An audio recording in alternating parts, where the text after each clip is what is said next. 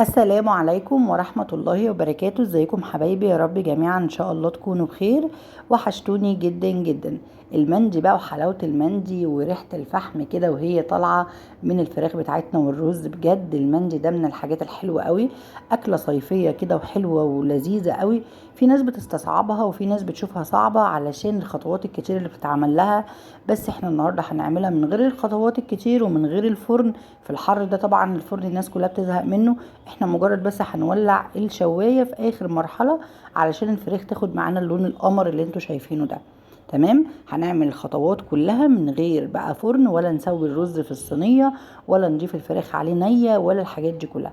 هنعمل شوية مندي هتاكلي صوابعك وراهم، وكل اللي هياكله هيقولك الله بجد كان تحفة. لا عملت جنبه دقوس ولا تومية، هم اكلوه كده، كنت محمرة جنبه بطاطس اكلوه كده وكان تحفة. انت ممكن تعملي جنبه صلصة الدقوس، بتديله طعم حلو قوي، بس انا بصراحة ما عملتش لان ما حدش عندي بياكلها، وفي نفس الوقت انا اللي هتعكي فيها لوحدي. فيلا بينا نشوف مع بعض كده طريقة المندي اللي احنا هنعملها السهلة جدا البسيطة خالص. هنا معايا كيس مرقة فورية من كنور وحلو قوي، استخدموه بجد تحفة. خلطة ال11 بهار انا واخدة منها شوية صغيرين، ده 3/4 الكيس. معايا بقى هنا ايه ده كيس كده معايا ده ب15 جنيه، دي توابل المندي. انا رحت المحل العطاره وخليته عملها لي وانا واقفه، والله طحنه لي وانا واقفه. ده الشويه دول كده ب15 جنيه، يعملوا لي كذا مره يعني. حطيت بقى معلقه ونص كده كبيره من توابل المندي، ومعلقه صغيره بتاعت الشاي بابريكا، ومعلقه زيها صغيره فلفل اسود. هضيف عليها شويه كده معلقتين من الزيت وقطعه من الزبده وشويه ملح، ودي هنعمل بيها ايه؟ هنعمل مساج للفراخ بتاعتنا. طبعا الفراخ بتاعتنا مغسوله متنضفه كويس جدا، منقوعه في ملح وليمون، واتشطفت كويس جدا واتغسلت بعد الملح والليمون. واهم خطوه يا جماعه التصفيه، تصفي الفراخ بتاعتك كويس جدا، ودي بقولها في كل الفيديوهات اللي بعملها. تصفي الفراخ، تصفيه الفراخ دي ما بتخليش الزفاره ترد في الفراخ تاني. اللي بيزفر فراخك والناس تقولك شربتي زفره مش عارف ايه، عشان يعني ما بتصفيش الفراخ بتاعتك. تمام، بشوف ناس كده تحطها تدلقها كده على طول، فخدوا بالكم من الخطوات دي بتفرق معانا كتير. وغسل الفراخ طبعا يا جماعه. هنا بقى مسكت الفراخ من تحت الجلد وفوق الجلد مساج كده، وبين اللحم وتحت اللحم وكل حاجه، وخرمت كمان الصدور علشان التتبيله تتشرب. هنا بقى فيكي عندك اختيارين، فيكي بقى حريه الاختيار ان انت ممكن تعملي الفراخ كده زي ما هي نيه، وتحطي الرز في الصينيه وتضيفي عليه التوابل اللي انا هضيفها للشوربه.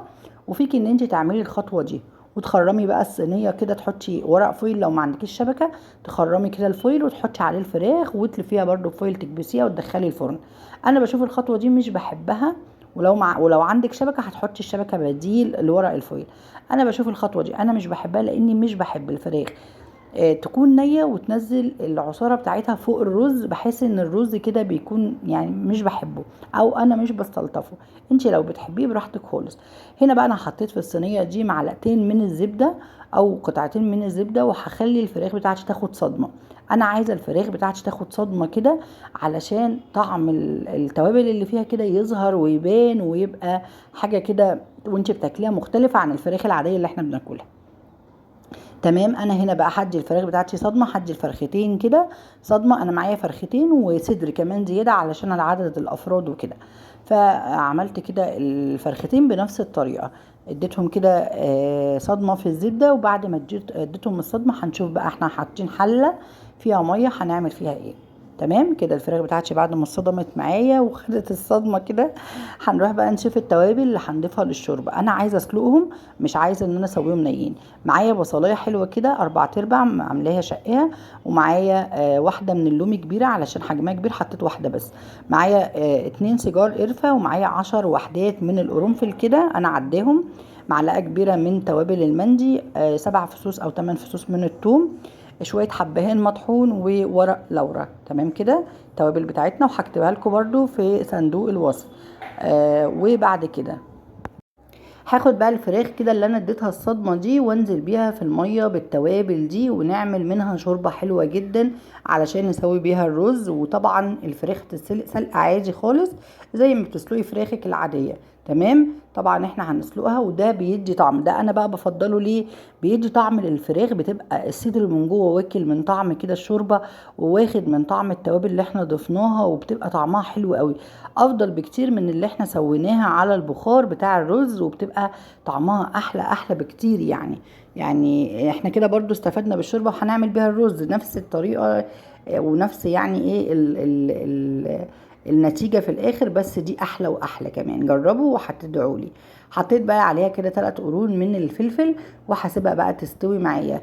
انا لو خرج ريم هشيله، زي بتتعاملي معاها زي اي شوربة عادية، لو خرج ريم هتشيلي الريم كده من على الوش خالص. انا بصراحة ما خرجتش ريم.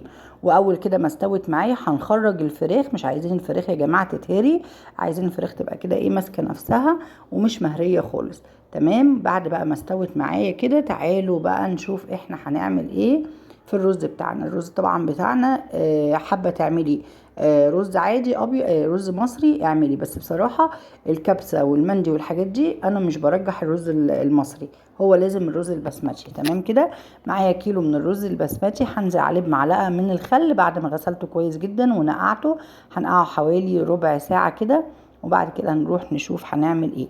هنا بقى معايا حله حطيت فيها 3 معالق من الزيت او 4 معالق من الزيت، وهنزل عليهم ببصلايه ضربها في الكبه كده ناعم، وعايزاها بس تدبل، مش عايزاها تاخد لون خالص، انا عايزه البصلايه دي بس كده تشم النار وتدبل معايا. اول ما تدبل معايا هنزل عليها بحوالي 6 فصوص كده من الثوم مخرطاهم صغير جدا. وعايزه اقولك الرز ده من اطعم الرز اللي انا عملته. انا عملت رز كتير مع الكبسه، ورز مع المشاوي، ورز مع حاجات كتير، بس الرز ده كان طعم قوي قوي قوي. التومه مع البصله اديته طعم حلو قوي. حطيت كده عود من القرفة. ليه بقى ما حطيتش اي توابل تاني؟ علشان الشوربة بتاعتي فيها قرنفل وفيها لورا وفيها حبهان وفيها توابل المندي، فيها توم، فيها بصل، فيها لومي، فيها كل حاجة. فانا بس استكفيت بالتوابل اللي انا حطيتها دي معاكم في الشوربة. تمام. خدت بقى الشوربة صفتها كويس جدا، وده بالنسبة لي افضل يا جماعة. ليه؟ لان وهم بياكلوا ما يتفاجئوش كده يعني، وانت بتقدمي ممكن تنسي على فكرة واحدة حبهان واحدة قرنفل يتضايقوا وهم بياكلوا، فانت كده تفاديتي كل الحاجات دي وانت بتقدمي الاكل بتاعك. هو عود القرفة كده وبيتحط كده في التقديم، وده مش بيأثر في حاجة خالص. هنا بقى ممكن تضيفي الرز بنفس اللون ده كده زي ما انت تحبي، او ممكن تحطي له شوية زعفران لو عندك، او لون اصفر. انا لا عندي زعفران ولا عندي لون اصفر. دوبت شوية كركم كده وحطيتهم كده في شويه ميه وهضيفهم على الوش كده، وعايزه الرز بتاعي يبقى واخد واحده صفرة وواحده بيضه. تمام. وحطيت قطعة من الزبدة على الاخر بقى كده في الاخر، وخليته بقى كده ايه تفلفل معايا وبقى تحفة. هنا بقى هنعمل الصوص اللي هنحطه على الوش. علبة زبادي، عليها كيس من الصلصة، عليها كيس من الكاتشب، وعليها شوية ملح وشوية فلفل اسود، وعليهم قطعة من الزبدة وشوية زيت. وده الصوص اللي هندهن بيه الفراخ بتاعتنا. هندهن بقى الفراخ بتاعتنا. بصوا الفراخ اصلا طالعة لونها من الشوربة عامل ازاي، لونها كده واخد اللون اللي هو المحمر ده. وهندهن بقى كده الصوص ده، وممكن بقى تدخليها في اللحظة دي تدخليها تحت الشواية بس كده مش اكتر. وممكن بقى تعملي لها ايه تاني، ممكن تقليها تحمريها في الزبدة، بس انا بصراحة حبيت ان انا احطها تحت الشواية، كان احسن بكتير يعني. هنا بقى خدت الفراخ حطيتها فوق الرز ضفتها كده فوق الرز، ومعايا بقى فحميه ولعتها كده، هضيف عليها شويه زيت واكتم بقى البخار ده. هغطي الحله كده واضغط عليها علشان الفراخ طالعه على فوق، واضغط عليها واكتم البخار ده. وهنا بقى جينا لحظه الحاسمه، نزلنا بقى بالرز بتاعنا. بصوا الرز هتلاحظوا ان فيه رزايه بيضه ورزايه صفراء، ده ما بيبقاش لونه اصفر كهرمان زي الرز اللي انا عملته مع المشويات لما كان ابني خارج هو واصحابه. كنت منزله برضو الفيديو هنا على القناه. وحطيت بقى اللي هو اللي اسمه ايه ده، القرفه بالشكل ده. وحطيت بقى الفراخ رصيتها على الوش. عايزه اقول لكم يا جماعه ريحه الفراخ كانت مشويه كانها على الفحم. لحظه يعني خطوه الفحم دي غيرت يعني ريحتها خالص، لانها كانها مشويه على الفحم. كانت خطيره، كان طعمها خطير.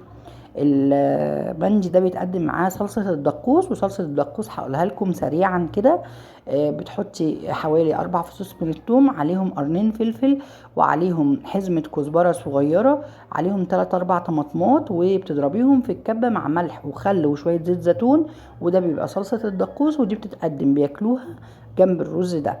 تمام. اللي مش حاببها، انا عندي بصراحه مش بيحبوها، وانا اللي بتعك فيها لما بعملها وانا اللي باكلها، فانا بصراحه وفرت الطماطم ووفرت الحاجات دي كلها، وحمرت لهم بس بطاطس. ممكن تعملي توميه، بيحبوا عندي التوميه، ممكن تعملي توميه جنبها وتقدميها، بجد تحفه تحفه تحفه يا جماعه. من هنا للسنه الجايه الفراخ كده طعمها مختلف وخطيره خطيره خطيره.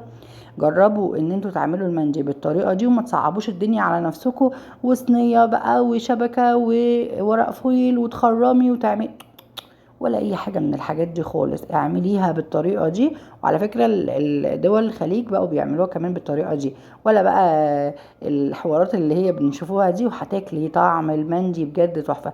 انا اكلته في مطعم الساخن والله العظيم 3. انا ابني وهو بياكل قال لي والله يا ماما اللي انت عاملاه طعمه احلى من اللي احنا كلناه كمان في الساخن.